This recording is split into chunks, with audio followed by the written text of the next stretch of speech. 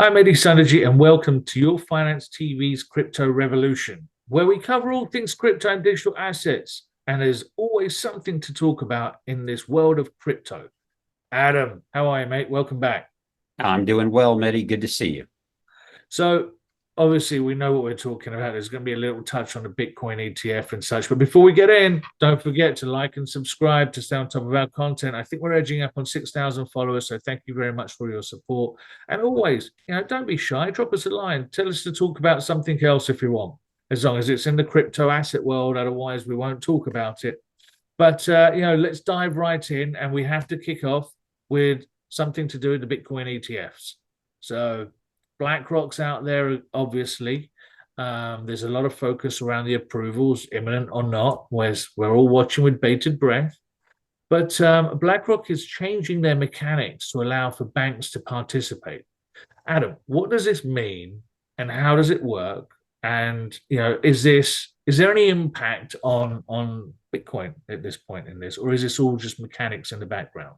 Well, I think what's happening, Mehdi, and again, I'm not an ETF expert, but it seems like what's happening is with their previous applications, the previous applications plus amendments, the applications and such, the only way a large institution could participate, kind of be a market maker, was they had to come in with Bitcoin, right? They had to have the digital asset in order to create new shares of the ETF, and that negated a lot of the big banks in the US, the big institutions, because they don't hold, nor do they want to, nor for oftentimes can they hold Bitcoin on their balance sheet to be able to do that. So at no time could the likes of JP Morgan and Bank of America and such come in and create new shares of the ETF. So it's been amended by BlackRock to say, okay, all these companies can come in with cash, and in the background, the Bitcoin will be purchased and the ETF shares will be created. So in my mind, and again, this is what I've read from others, online, who are much more advanced and much smarter than I am in the world of ETFs, that says this will create, a lot more demand. This will create, a lot more shares, a lot more liquidity of the actual ETF, probably more demand for it. And if you think about those large banks, the likes of JP Morgan and Bank of America and others that have just a ton of cash sitting around, that would like to probably participate because they know that they will make money as market makers. They know that there will be fees for that. They would probably like to participate. Well, this causes more demand for the ETF. It causes more shares of the ETF, and likely causes more demand for Bitcoin, right? Like we've already talked about this, Mehdi, over and over again, that this is going to be one of the first, probably the only one that I can think of, where the actual ETF of the spot asset is going to materially affect the price of that asset, because it is such a fixed supply, fixed, relatively small supply of the asset, and the ETF is going to cause a demand. It's going to cause these market makers to actually go hold the asset, actually go buy it on the market and hold it, and that will materially affect the price. So again, when you have the likes of these institutions able to come in with cash and know that that cash is going to be used to buy Bitcoin and create more shares, fulfill more demand, that to me should make the price, I guess, go up even higher than we thought it would. I've been on record to say I think it'll double. I don't know if it doubles from here, from this $44,000 number, but from when we started talking about it, when it was around 30, I said I think the ETF doubles the price, at least. So this should theoretically create more demand. I'm with you on that, and I see that the demand is trickling in. Things seem to be trending in that direction. So obviously, we're all, as I said, we're all waiting with bated breath to see what the SEC does and when they do it.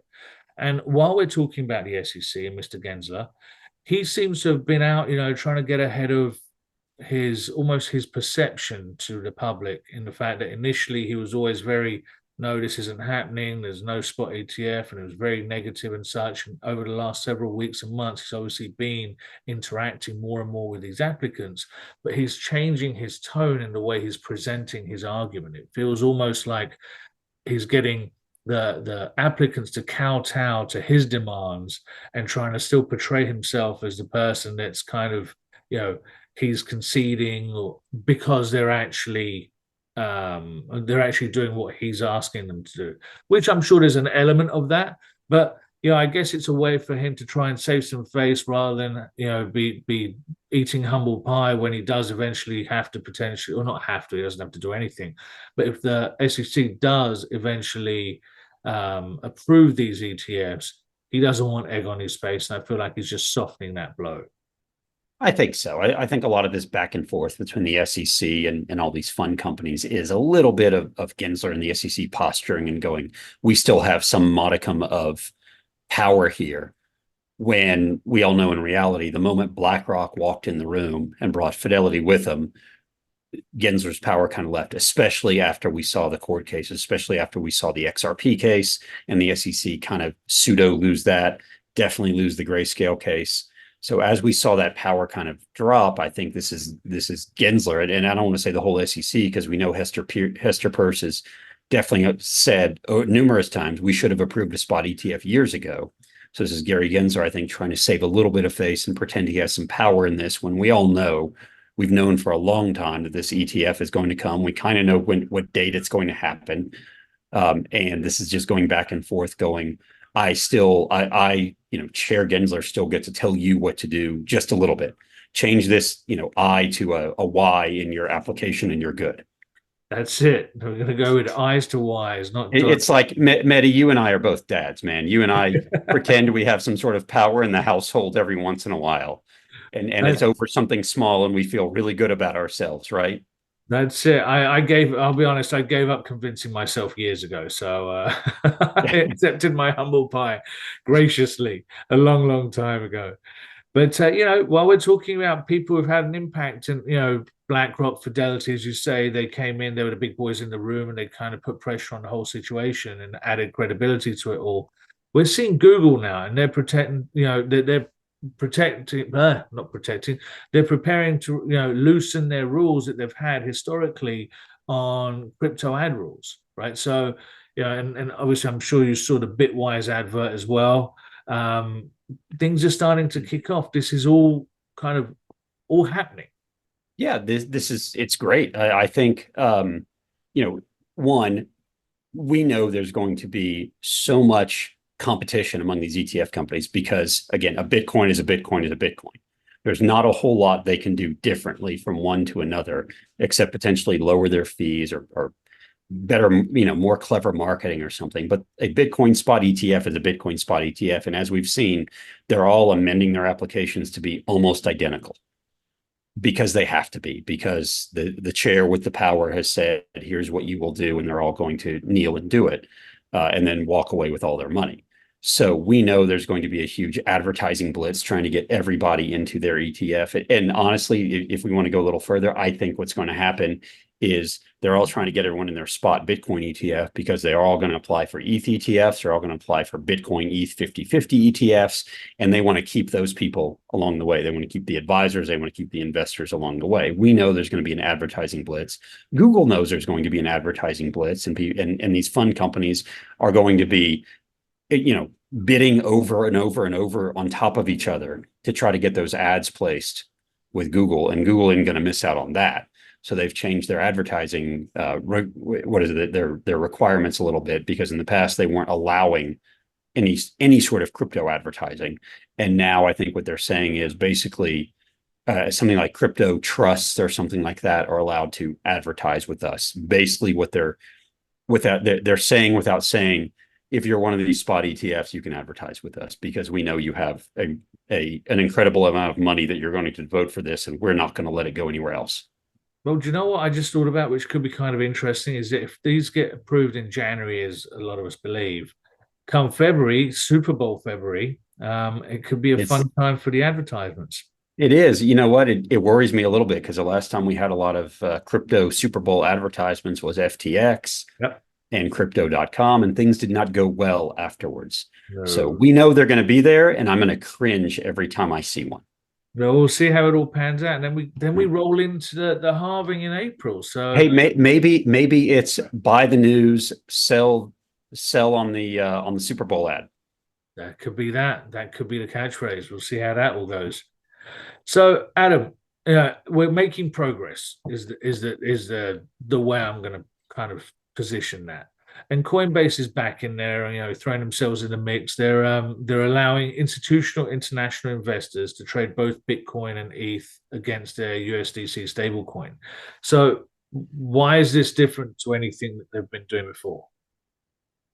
It's just different because they haven't really allowed institutional investors, that the institutions, the banks, and the large funds and stuff, in internationally a lot, to trade Bitcoin and ETH against USDC. They just haven't. Coinbase hasn't allowed that. So this is good for Coinbase. It's good for liquidity in my mind. It's good for tamping down volatility a bit, I think, because these are institutions that are, with more volume, that are going to get in there and buy and sell. And if, maybe if we have those big price moves one way or the other, the more institutions you have in there, you tend to lose some of that volatility.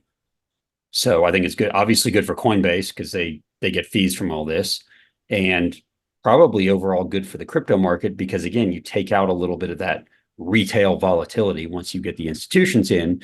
If I'm a hardcore Bitcoiner or a hardcore crypto person, which, as you know, I am, I'm into the ethos of it, it's probably not good because I don't necessarily want to take out all of that volatility. I kind of like that's what I think a lot of traders and a lot of people that are investing really like about it. The fact that it can move up, 5-6% in a day. It could also move down 5 or 6% in a day. But when you have those institutions in there, you kind of level out a little bit of that trading. Well, the same could have been said about some stocks like FedEx, which was down 11% today. So, volatility is everywhere, buddy. Just got to go Yeah. know where to find it. So, you know what, Adam, I thought would be kind of fun is if we look, there's been a lot of predictions for 2024 already. Bitwise has come out. They have their top 10 crypto predictions for 2024. And I thought maybe we could run through these, go through them, and I'd love to hear your yay or nay type of situation, whether you agree or disagree. What do you think? And I know you've got your plans as well for some of these predictions. Right. So Ryan and Bitwise are friends. And when I saw that they released those predictions, I said, you know what, I want to address each one of these as to how they affect financial advisors, explain a little bit, go a little bit deeper in how they explain financial advisors. So we're going day by day on our Twitter, InterAxis8, and my LinkedIn profile, where every day there's going to be a post that talks about one of these 10 predictions that Bitwise has for the year and goes into a little bit more depth as to how it affects financial advisors. But you and I are going to do a little bit of that right now. Let's go with a yay and nay. Let's go. Hit it. So, prediction one, Bitcoin will trade above $80,000, setting a new all-time high. Again, I don't give price predictions, but what Ryan and Bitwise are saying is there's going to be tremendous demand for Bitcoin. And as we all know, one, the supply is very limited, 21 million, 19 and a half already been created. The new supply gets cut in April, gets cut in half. So we have the halving event, plus we have the demand from the ETFs. We have potential corporate demand because of the new FASB rules. And that's going to make the price go up, which is going to make more and more people want to buy based on FOMO. And so I don't see why $80,000 at some point this year is not attainable. I think it's pretty valid. I've said before, I think the ETF is going to cause the price to double. And so that would get us over that $80,000 mark. Okay, prediction two, spot Bitcoin ETFs will be approved and collectively will be the most successful ETF launch of all time. Well, we've already talked about how they're going to be approved, probably first, second week of January. Most successful of all time. I don't have the data to show others, but I have to imagine the pent-up demand, the talk about this.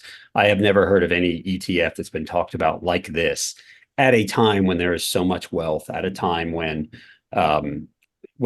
so many people are investing in ETFs, that the talk of the Bitcoin ETF, the institutions that are ready to go in, the retirement money that's ready to go in, if they've done the research and said it'll be the most successful, then I agree, because there will be so much demand for this spot Bitcoin ETF, or I should say these spot Bitcoin ETFs.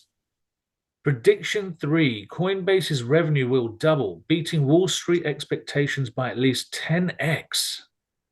Oh, I agree. I think Coinbase's revenue is going to just absolutely go through the roof. I don't understand what Wall Street's doing. I don't understand what advisors are doing, mispricing Coinbase as much as they have. Remember earlier in the year, Mehdi, it was like $35. Now I think it's like 160 or something. And I think it's still underpriced based on what Coinbase is going to do. Again, I'm not giving price predictions, but their revenue is going to go up. Their trading fees are going to go up because the the price of Bitcoin, as the price of crypto goes up, more people are going to get in. That's their trading fees. We already talked about what's going to happen internationally because they're allowing institutions to trade over there. They're going to be the custodian of choice for most of these ETFs. They're going to get custodial fees. And that's not even going into, Mehdi, all the different things that Coinbase is doing with Base, their layer 2 on top of Ethereum, that we don't know how to value that. We don't even understand yet how that's going to be valued because there's no direct fee to it. There's no, you have to pay to use this transaction. We haven't even gotten there yet. So Coinbase, on top of having more opportunities for fees and more opportunities for custodial and trading and everything else, is now venturing into the DeFi and the Web3 world and doing so very, very successfully. Their layer 2 is very successful so far. And we don't even fully understand how that's going to translate into stock price. But we know that they are really making inroads in that direction. We talked last week about their tokenization project that's going to launch in Abu Dhabi, where they're going to allow institutions and funds to create tokens directly on that layer 2 in a kind of KYC AML way. So what Coinbase is doing, again, we can't really quantify in a stock price just yet, but we know the things that we can, the trading fees, the custodial fees, are more than likely, I say more than likely to be nice. There's 99.99% chance they're going to be much higher than anyone expects this year. I'm with you. Their stock price has always been a head scratcher for me on how they're not benefiting more by some of this FOMO. But they've obviously had a bit of a catch up recently. But I'm still surprised at where it is, where it has versus where it was. Prediction 4: more money more money will settle using stable coins than using Visa. We've already seen the increase in the use of stable coins. And again, you and I have talked about this several times this year about the adoption of stable coins as a way to move money back and forth around the world more quickly, more easily, without going through the bank rails, more inexpensively.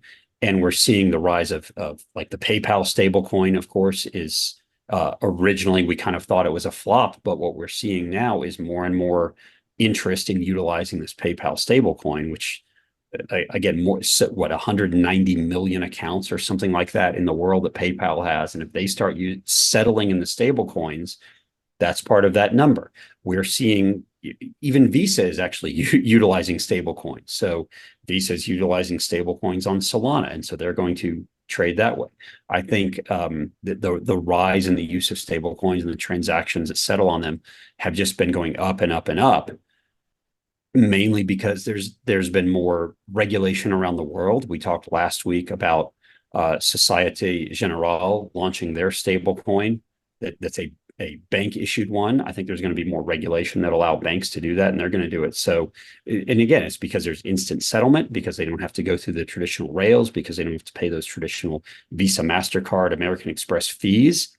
I think more and more people in the world are going to settle transactions, and that's not just me paying you, right? That's you, Mehdi, I pay you I pay you 1,000 USDC or something. Now you can go transact that and deposit that into a protocol and earn 5% interest on it, right? That there's another transaction that happens. So once you're on those rails, it's much easier to stay there. So that's why I think that the number of the amount of transactions settled in USDC or sorry, in all stable coins will likely this year eclipse that of just Visa. Clips. There we go. That's the word we wanted to hear. And you have to imagine real quick, Mehdi, that it can't be long before Apple allows for that in their Apple Wallet, which you can imagine, you go to the coffee shop, I don't even take my wallet anymore. I just have my Apple Pay. So when that easily incorporates something like, USDC, well, I'm just going to pay for that if that's an option. They're definitely going to rotate that into their payment methods. It just makes sense. It's logical for them not to cut themselves out of that equation. Right. Prediction 5: JP Morgan will tokenize a fund and launch it on chain as Wall Street gears up to tokenize real world assets. Right. I don't think it'll just be JP Morgan, but they're definitely going to be one of them. They've been working on this already. We've talked about JP Morgan already delving into blockchain and already settling, creating and settling some transactions. Some of them are kind of test cases. Some of them are, small funds that they just do internally. So yeah, I think JP Morgan is definitely going to tokenize a fund. They've for whatever Jamie Dimon says, they've been experimenting probably more than just about any other bank in the country with blockchain technology. So yeah, JP Morgan's going to do it. Deutsche City, SocGen already did in Europe. So yeah, we're going to see definitely more tokenized funds this year. We're going to see the experimentation with them. And again, going to financial advisors, what they're going to have to know is theoretically a tokenized fund means a client is going to be able to own it in their own wallet. They're going to have custody over this. It's not going to go necessarily through your traditional custodians. So understand the custody of these assets, understand the transparency. We're going to have up to the second information about what's going on in these funds all the time, and it's all going to settle instantly. This is a whole new era for financial advisors about understanding what's going on. It's not going to be like, as you mentioned, FedEx earlier, where we wait and wait and wait for quarterly reports, and then we decide what happens to the stock. We're going to know what's going to happen to these funds 24/7, 365. It should be. It's a new world. Prediction 6, Ethereum revenue will more than double to $5 billion as users flock to crypto applications. Yes. So that would be Ethereum revenue doubling. So that's not quite as high as Ethereum revenue was, I think, in 2020 or 2021 when we had DeFi and we had NFT and people just trading back and forth. But that was before staking came along. So now, if most people don't know, Ethereum revenue is basically I have to pay in ETH for every transaction on the Ethereum blockchain. If I want to send you something on the Ethereum blockchain, I pay. And the way I pay is with ETH. My ETH gets converted to gas, which is part of that revenue, part of those fees. And so if we go back to a few other things we've talked about already, things like stablecoin settlements or stablecoin transactions, if most of those are done on the Ethereum blockchain, well, then you have a tremendous number of transactions that have to be funded and paid for with ETH. So it only makes sense that one, if there's more movement in the crypto market, much of it gets traded on the Ethereum blockchain through decentralized exchanges like Uniswap. Those are transactions. There'll be a lot more lending and borrowing, tokenized funds like we talked about with JP Morgan, stable coins moving back and forth. All of those have to be paid for with ETH. So if we think the number of transactions will likely double because crypto is moving up, because people are trading it, because people are transacting with it, whether it's stable coins or funds, then yes, the revenue on the Ethereum blockchain will likely go up as well, meaning the demand for ETH, the cryptocurrency of the Ethereum blockchain, will likely go up because I'm going to have ETH in order to make my transactions go through. Well, one person who could single-handedly probably manage this with her popularity is in prediction number 7. Taylor Swift will launch NFTs to connect with fans in a new way. Right. So Taylor Swift, whether or not exactly Taylor Swift, it will be Taylor Swift. If she does it, if she launches an NFT, then it's just over. All these predictions are good because everything's going to fly up. Because whatever Taylor Swift does, the Taylor Swift sneezes, all of us catch a cold, right? So we're all kind of kneeling to her this year. She saved 2023 for all of us. But now the idea here is if she launches some sort of NFT, she and her team are actually really smart, really good at management, really good at managing her brand. It's not going to be a FOMO type NFT where you get 10,000 different pictures of Taylor Swift. It's going to be something that involves her music. It's going to be something that likely involves experiences.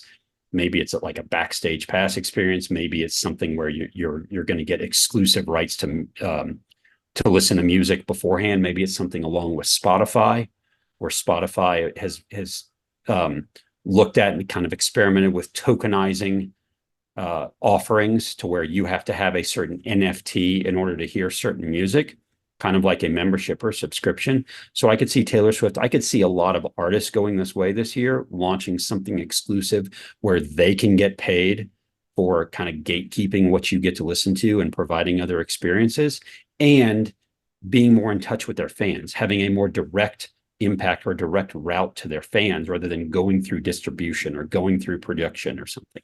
They can get directly to their fans by offering something like a non-fungible token, again, that isn't just a PFP. It's not just a collectible. It's not something you speculate on. It can have value. But we've already seen, I think this is not just going to be artists. I think this is going to be sports teams that are going to do this. We've already talked about Lufthansa and other airlines using NFTs, obviously Starbucks, Nike, and everyone else. So I think after the NFT boom and bust a couple of years ago, these companies, and I refer to Taylor Swift as a company because she's bigger than most of them, are learning how to utilize the technology better to make their brand and their value higher. I totally agree with everything you said there, and I do think that there's going to be more and more artists doing it. And Taylor Swift is, she hasn't shown her any fear in trying to revolutionize herself, even away from the record labels traditionally, and so technology Yeah. seems to be the way forward. And she always is about connecting with her fan base. Right. So And look, if anyone has the power to do something like this and make Spotify make changes or make the record industry make changes, it's Taylor Swift, right? She's got that power in the record industry like BlackRock has in the financial industry. there we go. She's the BlackRock of the entertainment industry. I'm sure she loves being referred to that. Prediction 8. AI assistants will use crypto to pay for things online, affirming crypto as the native currency of the internet. I think this just makes sense. And we've talked about this, quite a bit between the AI people and the crypto people. Is it makes sense that the AI, the speed that AI moves, the speed with which it can do things, if there are to be payments made to different AI bots or different AI GPTs that you create, it only makes sense for those payments to be just as native to the internet. And the native currency of the internet is cryptocurrency. So we could see whether it's stable coins or Bitcoin or ETH or something, we could, it completely makes sense that some sort of AI bot is going to charge me because of the instant settlement. It could be, I'm going to charge you per the millisecond it takes me to do something. And we know there can be instant settlement, but also because crypto can be broken down to so many different decimal places that I can be paying minuscule amounts that don't even amount to very much for me. But if you have AI bots doing that millions and millions of times per second or per hour, it can be significant for them. So again, based on the speed at which AI moves and the speed at which crypto moves and the micro payments that can happen, it only makes sense that the native currency of the internet and the native currency of AI will be crypto. Prediction 9. More than $100 million will be staked in prediction markets as they emerge as a new killer app for crypto. I love this one. Look, I thought prediction markets, and just so you know, prediction markets, we often call them gambling or casino, but it's basically a bet, right? I can create a bet. Now, usually if I'm going to make a bet, like a sports bet, I have to go to a casino. Now, of course, I can do it online because it's been made legal. So that's a big part of this. But that's essentially a prediction market. Who do you think will win the game? Who do you think will win the league? Prediction markets can also be who do you think will win the election? Right? Who do you think will win all these elections? The beautiful thing about crypto prediction markets is often one, just about anyone can have access because I just have to have my wallet, my phone. I don't have to wait for my bank to go send money to DraftKings or something like that, which oftentimes my bank will flag and not allow. This is, well, I buy USDC and now I can participate in prediction markets, which is essentially like gambling. And I can do so without my bank having any purview into that other than my buying the crypto. Number two is I can go create the market. So I can go, I can just spin up a bet essentially and go, who do we think will win the game? Who's going to score the next touchdown? And people from all over the world can join in and bet on one side or the other. And I can collect a little bit of a fee for being the one who started the whole bet. On top of that, the fact that now, this parimutuel betting, sports betting is legal in the US, right? It's obviously been legal elsewhere in the world for a while. Add to that major election year in the US where you're going to get plenty of prediction markets. And yeah, you have the makings of easy $100 million market for predictions in the US alone, probably worldwide, because there are plenty of things to bet on. Everyone wants to do so. The fact that you can now get in with stable coins or some other crypto asset basically circumvents the banks and circumvents their ability to tell you what you can do with your money. And yeah, this makes it for a killer app. But I think, Mehdi, the important thing, the interesting thing is one, if we go back to how crypto prediction markets worked in like 2018, 2020, they were actually much better at predicting what was going to happen in political elections than polls were, because people talk with their money, right? If a pollster comes up to you and asks you who you're going to vote for, you might say whoever you think is the right person to tell them at the time. But when you can anonymously put your money behind someone, now you're really telling us who you're going to vote for. So prediction markets work there. And I think it's going to be interesting to see where we take prediction markets beyond like sports betting and election betting, and where we take them in the financial world. Do they become hedges, right? Does it become a hedge of what do we think the price of timber is going to be on a certain date? And I can use that to hedge a position I have or hedge a business I have, rather than going into the timber futures market. It's one of those markets where the UK has definitely been ahead of this for years and years. I've always had access, or I used to have access to my bookies in London, where you could predict, you could bet on elections, entertainment, sporting events, like usual. But then you could also do like Dancing with the Stars or Love Island, whatever it is. And then you could even bet on the next when the Pope unfortunately had passed away that time, and there was a whole bookie scenario on the next Pope. And I will say, every single time, the way the bookies run they're very, very accurate in their predictions and their odds making. So, as you say, money talks and the other stuff walks. So, Yep. we'll keep an eye on that very closely. Prediction 10. A major upgrade to the Ethereum blockchain will drive the average transaction cost below 1 penny, 1 cent, paving the way for more mainstream users. Well, there's some big upgrades. There's a big upgrade in the Ethereum network coming this year that, called account abstraction. So basically you can, I talked earlier about how I have to pay for my ETH transaction, or my transactions on the Ethereum network with ETH. So one of the major upgrades this year is going to be where others can pay for my transactions. And that is going to drive my cost down. So a big part of a big negative to the Ethereum network in the past is it always costs me money to transact. So why am I going to trade? Why am I going to lend money, deposit money, borrow money, or something on the Ethereum network when I can do so pretty inexpensively and safely in the traditional markets? So now what this is saying is I can go do that, and the protocol or the bank or someone else can cover my fees, so that to me, the transaction cost is very, very small. It's something that Coinbase is trying to do with their base layer 2, which between base and between these changes to the Ethereum network says, okay, if we get the transaction cost down that far, go back to many of the other things we've already talked about in these predictions. What's going to happen with stablecoin payments? Well, I'd rather pay for my coffee with the stablecoin if it costs me a penny versus 3.5% that Visa is going to charge, right? I would rather tokenize a fund and trade that if the transaction cost for the investor is going to be that low, that it's going to be pennies, and I can help, cover some of that. I think that's going to be a huge catalyst for the movement of the adoption of the Ethereum network, because in the past it has been expensive, and a huge movement in Ethereum competing with the likes of Solana, which is very fast and very inexpensive. And so now Ethereum, being the second largest crypto network, is going to have to compete. And this is how they're going to compete, is they're going to give the ability for myself, the user, to pay very low fees. Well, and also I'm sure there'll be an element of the vendors pushing for that as well, who are the ones picking up the 3% charges Right. with Visa and American Express and whoever. So that's, again, another one to keep an eye on. Adam, a bonus prediction, which is right up your alley.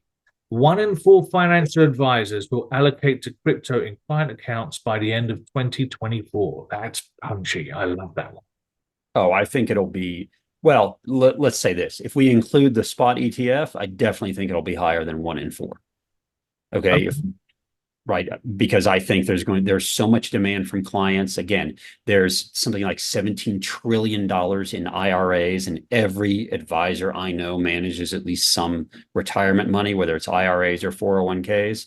And clients are going to be calling, going, look, now that there's this ETF, it doubled in price. Can I just allocate 1 or 2%? And what's to stop an advisor from making that little switch within their custodial account, stays as part of the AUM? So yeah, I think it'll be even higher than 1 in 4 if we include the spot ETF as part of that. Wow. Well, you heard it here first. Adam, thank you so much for running us through your thoughts on all of those predictions and everything else. You're welcome, Mehdi. Follow me. Remember on Twitter at InterAccess8, and we're gonna address more of this in the year. And if you're financial advisors and you want to be more than one of those 1 in 4, we're happy to teach you. And where can you get taught? Interaccess.io. Check it out. Thank you very much for your time, and thank you very much for watching, and good luck investing.